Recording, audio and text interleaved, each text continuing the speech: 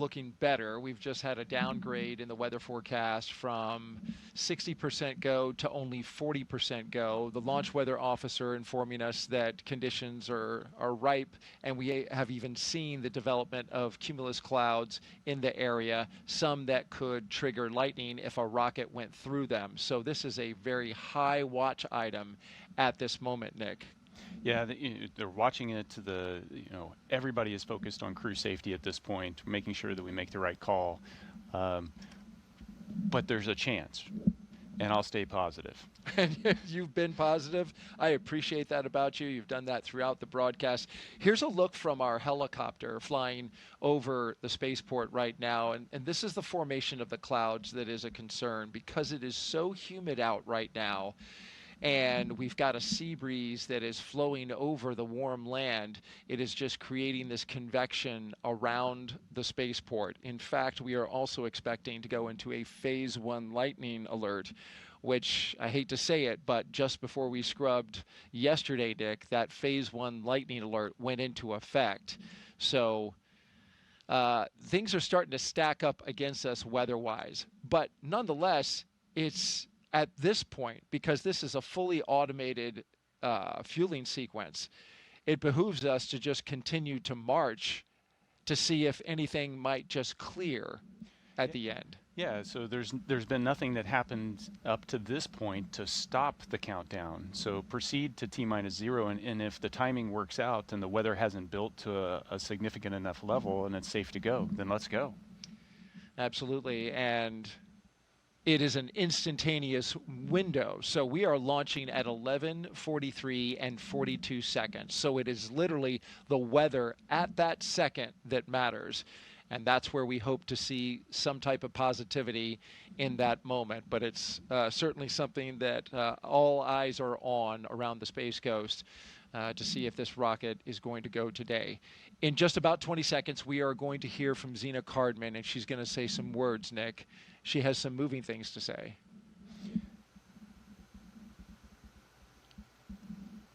Yeah, Zena is an amazing person, and watching her, along with Stephanie.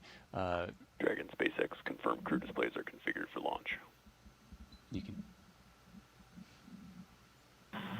SpaceX Dragon displays are configured for launch. To our family, friends, all who support us at SpaceX, NASA, JAXA, Roscosmos, thank you. Spasiba, arigato gozaimasu. For this freedom to explore, resilience to endure, may grace fly alongside this endeavor. Crew 11, from all of us on the ground, we've enjoyed working with you in preparation for your mission. We look forward to continuing to do so in flight. Good luck. Enjoy the ride.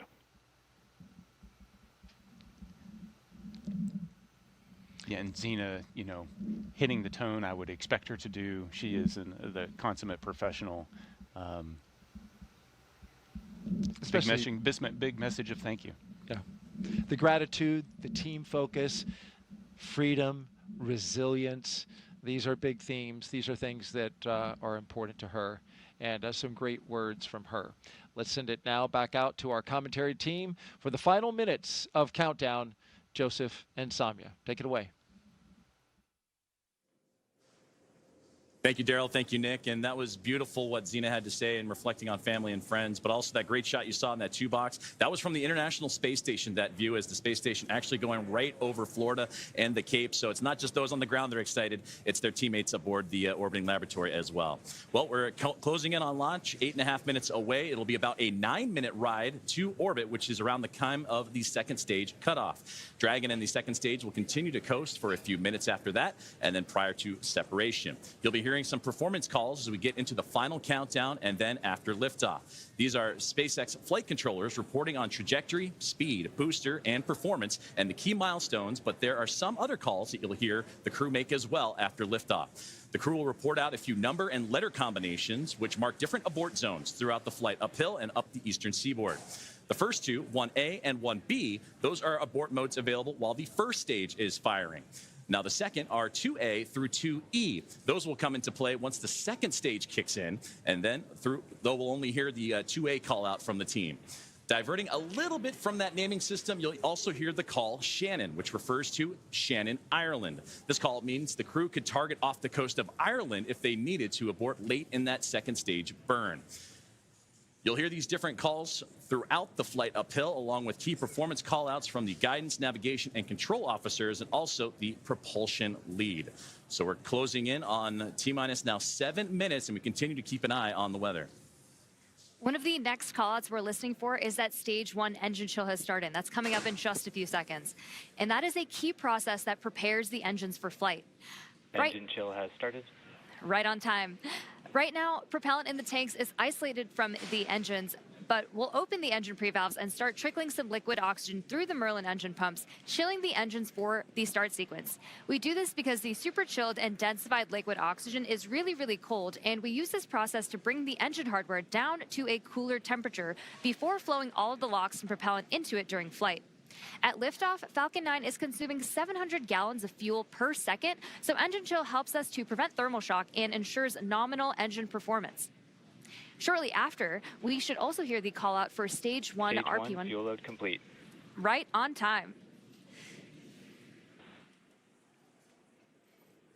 So now that engine chill is underway, we're looking ahead to the call out that RP1 load is complete, which just occurred a moment ago. And again, prevents that thermal shock. You got to stretch before you can start running. And RP1 is densified kerosene or rocket fuel that will propel the crew into orbit. And all of that RP1 is now about to be fully loaded into the rocket, since we're previously heard that the second stage is completed, or about to be completed here in just a couple moments. And then while we're still loading liquid oxygen on that first stage and second stages. This is the oxidizer that is needed to combine with the densified kerosene that just finished up loading. The RP1 liquid propellant needs an oxidizer to combine with everything in order to ignite. Coming up at the 5-minute mark, we'll hear the call for Dragon to configure for terminal count and then transition over to into internal power. And that should be happening in about a little less than 30 seconds from now as we continue to close in on that T-0 mark.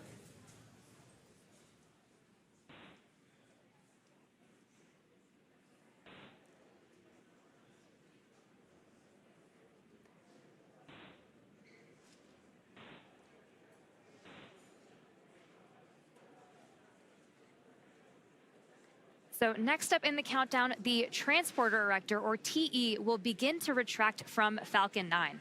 That is the large truss structure you see there standing next to the rocket. It's hinged at the base and connected to the launch mount beneath the first stage. First, the clamps around the second stage will begin to Falcon open. 9 tanks are pressing for strong back retract. And we're hearing good callouts. Dragon is in, configure for terminal count. And we're continuing to hear great callouts over the nets.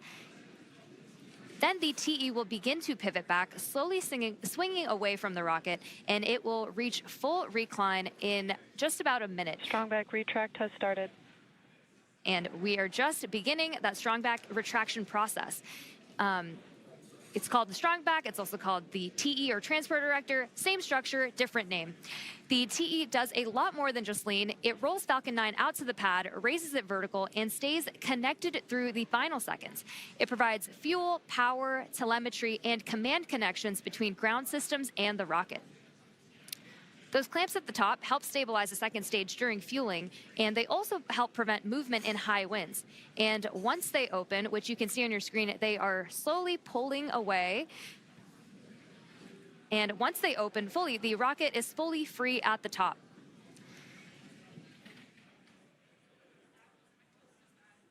Propellant continues to be loaded late here in the countdown as we're approaching 3 minutes and 30 seconds. We're continuing to keep an eye on the weather, and that's going to be the biggest thing as everything continues to march towards that liftoff timeline. But you can see there the strong back starting to move ever so slowly away from the rocket. The clamp arms are open, and you also see those white clouds starting to billow off the rocket itself. Those are perfectly normal as it's the coolness of the propellant on board is mixing with that warm Florida air, and that's what causes that boil off, and that you heard Nick talk about it earlier when you have that steam come off the rocket, so it looks like a lot of clouds billowing off it as well. But approaching the T-minus 3-minute mark, and that's when Stage 1 LOX load complete. And that's what I was about to say, is that you're going to hear that liquid oxygen load be complete. So everything is primed and pretty much ready to go. And you'll see, again, those white clouds of vapor and a great view of the entire rocket as we continue to build closer to launch. And, of course, liquid oxygen, super chilled. Dragon so a little is bit in terminal count and on internal power. boils off in that warm Florida air. And now Load complete. We're on internal power. And we're also going to hear gas closeouts are going to start to begin as well. And then everything will get vented overboard through the umbilicals and strong back. And you may hear some of that venting noise come in soon. So LOX is still loading for approximately another 20 seconds on stage 2. And once that is complete, we'll vent down the TE, which will produce a white cloud off the side of the rocket, which is normal and expected, just as Joseph had mentioned. And once LOX load is fully complete, that will mean that there are 1 million pounds of propellant loaded onto Falcon 9, which will be RP1 and liquid oxygen. So that call out coming up. Stage 2, LOX load complete. Right there. So we just heard that confirmation of stage 2 liquid oxygen now complete, as we are now 1 minute and 50 seconds away from launch. We'll also hear that the gas closeouts have started, so we can expect loud Dragon is venting. in auto idle. You heard the call for auto idle. That puts the rocket in a state that the flight computers understand before it takes over, making sure that transition to the final countdown is smooth and that all flight computers on board are in sync. Ground gas closeouts, expect loud venting. Configured for launch, and there's the closeouts we've been talking about and the venting that will be shortly followed.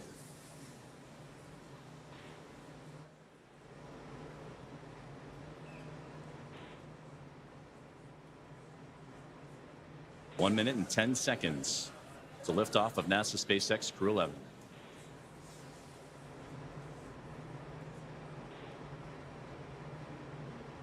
FTS is armed. Falcon 9 is in startup and is now controlling. Dragon is in countdown. Flight computers switching to countdown mode now. Dragon, SpaceX, go for launch. SpaceX, Dragon, go for launch.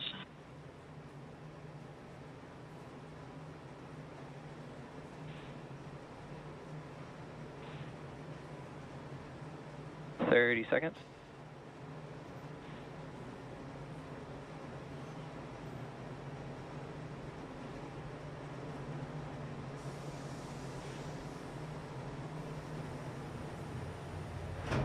.15 seconds. T-minus 10, 9, 8, 7, 6, 5, 4, 3, 2, 1. Ignition. Ignition's full power and liftoff. Go Falcon, go NASA, go Crew 11. Together we rise as NASA's SpaceX Crew 11 heads up to the International Space Station. Vehicles pitching down range. 1.7 million pounds of Stage 1 thrust. propulsion is nominal. Propelling Falcon 9 as the vehicle pitching down range and making its way up the East Coast, and will soon join Expedition 73 aboard the orbiting laboratory. So far, getting good callouts on that first stage performance.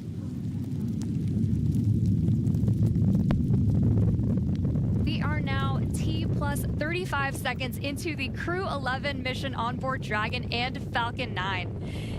The Falcon 9 engines Stage 1 throttle down. Are throttling down to help Power and telemetry are nominal. to help pass through the period of max Q, or maximum aerodynamic pressure on the vehicle during ascent. Max Q. We just had max Q right there. Falcon 9 is supersonic.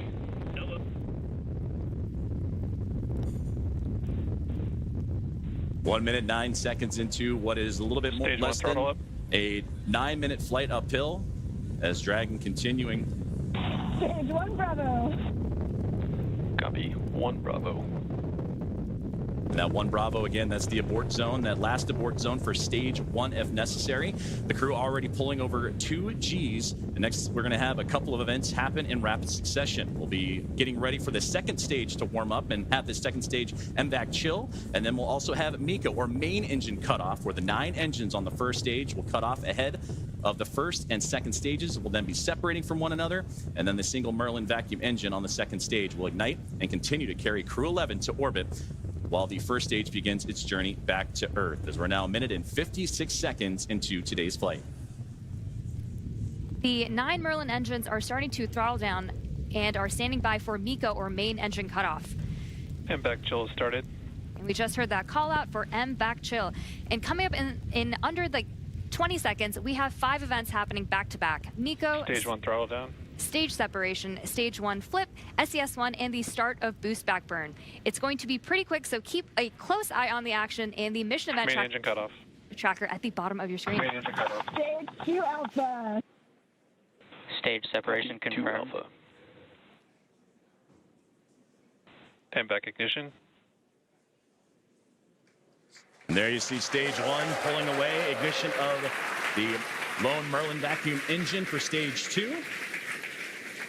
And again, those happening in quick succession as we continue to get great views of that Florida coastline and the eastern seaboard there as Crew 11 continuing its path to orbit, now approaching 3 minutes into today's flight. Still a little ways to go, about 6 minutes left as they continue to climb their way up and eventually track down the International Space Station. And there, great you see the Merlin vacuum engine, the second stage on the right-hand side, and great views of the first stage that's making its return to Earth on the left. About 5.5 minutes of powered flight remaining as we continue to monitor the progress of both vehicles, stage 2 and Crew 11, making the climb uphill, and stage 1 looking to land again at landing zone 1, the last landing at that location for this Falcon 9 booster.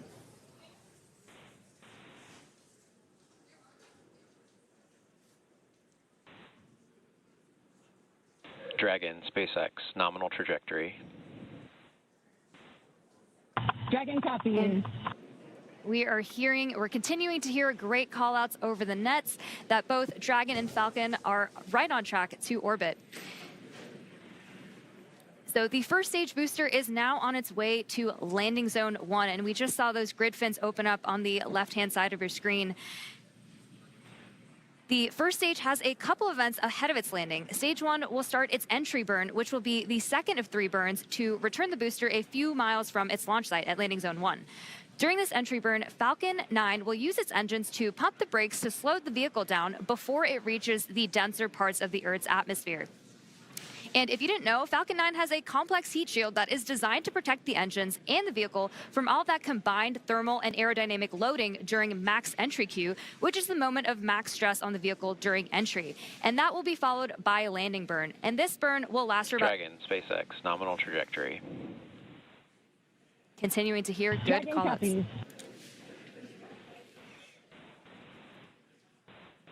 Great performance calls continue as we're now 5 minutes into today's flight. Still about 8.5 to go, a little bit more than that as the second stage continuing to perform nominally on the right-hand side. 2,400 meters per second.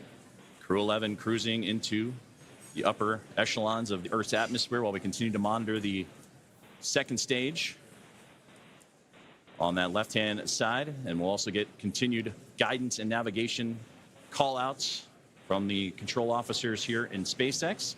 Dragon is pointed in the right direction and continuing its flight. And again, that second stage going to continue firing until close to that 9-minute mark into flight and accelerating Dragon to more than 17,000 miles per hour and placing the crew in orbit. And you'll hear good orbital insertion would be that call out. There's the single Merlin vacuum engine that can produce over 220,000 SpaceX, nominal trajectory. pounds of thrust on that nominal trajectory you're hearing right now. Copies. And into the vacuum of space. Now approaching 6 minutes into today's flight, about 2 minutes and 40 plus seconds remaining. We are coming up on the entry burn, which is just under 30 seconds from now. And so you'll see the first stage's center Merlin engine reignite as it comes back down to Earth. And after that, we will be approaching. Entry burn startup. And there is the beginning of entry burn right there. Again, this is the second of 3 burns to return the booster to landing zone 1. Burn shutdown. We just made it through entry burn. And you're getting some great views too on that stage 1's return to the Florida coastline, again landing at landing zone 1, while on the right hand side the second stage and that Merlin vacuum engine continuing to propel Crew 11 Dragon, SpaceX, nominal trajectory into orbit. And Dragon copies. And again, great. And now with about 2 minutes left of powered flight remaining, still receiving those great calls from the crew on the ground, and we're getting those relays from Crew 11 Commander Zena Cardinal. Stage 1 transonic. We are now very quickly approaching the start of our landing burn, where 3 engines, engines 1, 5, and 9, will relight to help slow the vehicle down just before it touches down on landing zone 1. We should hopefully have some great tracking shots of that. Stage 1 landing burn. Stage 2 FTS is saved. Stage 1 landing leg deploy.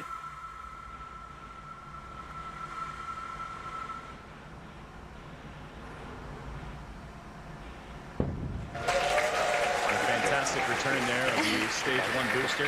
Just completing our final planned landing at LV1. Another So a successful landing of the first stage booster as we continue to follow along with a little less now than 1 minute of powered flight of the second stage. And you'll hear the call out SECO, or second engine cutoff. Is a great view there, glowing orange with the Earth eclipsing right around that Merlin vacuum engine, and everything continuing to perform nominally for NASA Stage 2 SpaceX is Crew in 11. terminal guidance.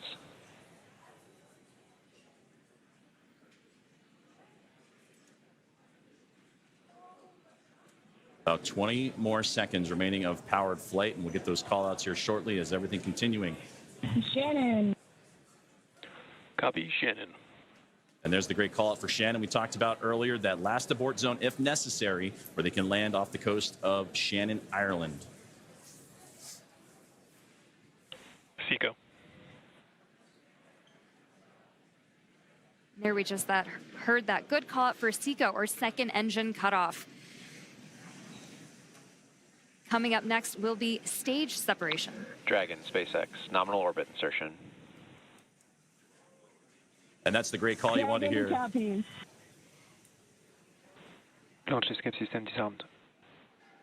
A good look inside the trunk there as you're looking for that separation, but you wanted to hear that nominal orbital insertion as Crew 11 now has reached microgravity. So now we'll continue to coast for a little bit after SECO to allow rates and motion from the burn to settle out. Right now we have a great view on our screen of the Dragon heat shield, actually, which is made up of similar materials. And there we have that Dragon and stage 2 separation as we see Dragon coast into its orbit. And a wonderful view there is Dragon Endeavour with Crew 11 on board, safe. Dragon separation confirmed. And safe and... Dragon, Chief Engineer on Dragon to ground. Zena, Mike, Kimiya, Oleg, welcome to orbit. On behalf of the entire Falcon team, we thank you for flying with Falcon today and wish you a great mission. Dragon will take you from here. Over to Launch Director for a few words. On behalf of the launch team, it's been an absolute honor working with you towards launch today. We wish you well on the rest of your mission, and we will be awaiting your safe return. Godspeed Endeavour, Godspeed Crew 11, and thanks for flying SpaceX.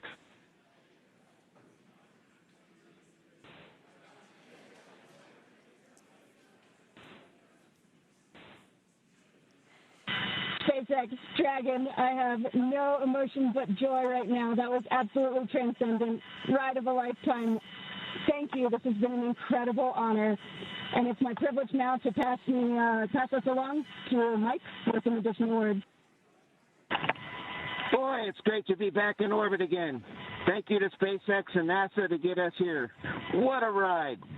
And Zena and Oleg, let me be the second to welcome you to your first orbit around beautiful planet Earth. Kimiya-san, Okayeri Nasai, welcome back. And to the ISS Expedition 73 team, the crew on board and our friends in MCC, we're on our way. Over to you, Kimiya-san. Okay. Thank you very much for everything. スパシバワンボイショーへありがとうございます。日本の皆さん、私も10年ぶりに宇宙に帰ってきました。ISS でしっかりと任務を果たして一等星のように輝いて、日本の素晴らしいところを世界中の人に知っていただきたいと思います。ありがとうございます。Я передаю Олег-сан, пожалуйста. Спасибо, Kimiya-san. Thank you very much. Arigato gozaimasu. And спасибо всем. I'd like for the beginning to say thank you very much, Roscosmos, SpaceX, and NASA for this unique opportunity to be here with my great crew. Дорогие друзья, находясь на космическом корабле и облетая нашу родную планету, я испытываю неописуемое счастье и восторг. Хочу выразить слова благодарности всей нашей стране, Соединенным Штатам Америки и России за эту уникальную возможность, а также Роскосмосу.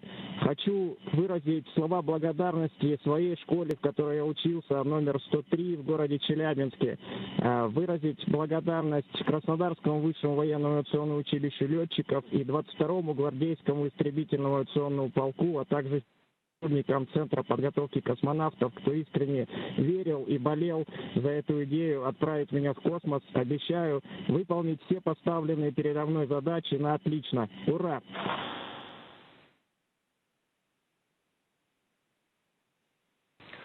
Crew 11, we copy all of your words. We are very excited for you to have reached orbit, and we will now proceed with getting you to the International Space Station. You have approximately 3 minutes left in this ground station pass if you'd like to introduce your zero-G indicator.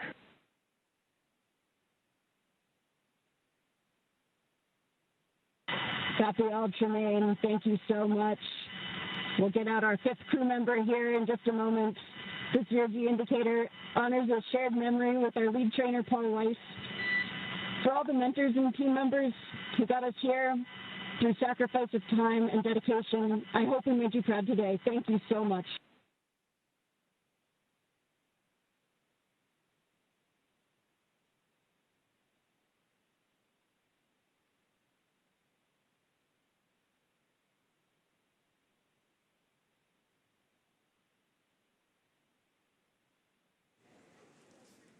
Some great words there from all 4 members of Crew 11 and the astronauts and cosmonauts, all that cadre. They're well on their way to the final destination, which they have about a 16-hour ride to do so, in the phasing to ultimately the International Space Station, where they will turn that group into a full group of 11. So only fitting for Crew 11. To summarize where we are with vehicle activation, we've had nominal dehumidifier activation and service section Draco checkouts. We're currently opening the nose cone. We have just gotten confirmation that nose cone copies all, and we'll be ready for visors open with ECOS activation complete. We just had great comms that nose cone deploy is underway. The 6 hooks that hold the nose cone in place during the launch and ascent portions have to retract, and then the nose cone will be able to start to swing open and deploy. This uncovers a number of critical systems for the flight up to the space station, including the forward bulkhead thrusters and the docking hatch. And that call from the core here in Hawthorne indicating that we had good checkouts of the 12 Draco thrusters around the service section. 4 to go after we get the nose cone open and the ECLIS, the Environmental Control and Life Support System, activated inside Dragon. Soon the crew will be able to get their visors open and get out of their suits and settle in for their ride to the space station. And we'll continue to get those call outs and hear about the nose cone again. Right now, currently opening. The hooks have been opening, and they were doing so during the great words from the crew. So we'll continue to monitor and waiting as the nose cone is deploying at the moment. And we'll wait for that final confirmation that it is open. And Crew 11 can continue its journey on as we await those last few moments here as nose cone deployment currently underway. And a great view of Dragon as it went up the eastern seaboard and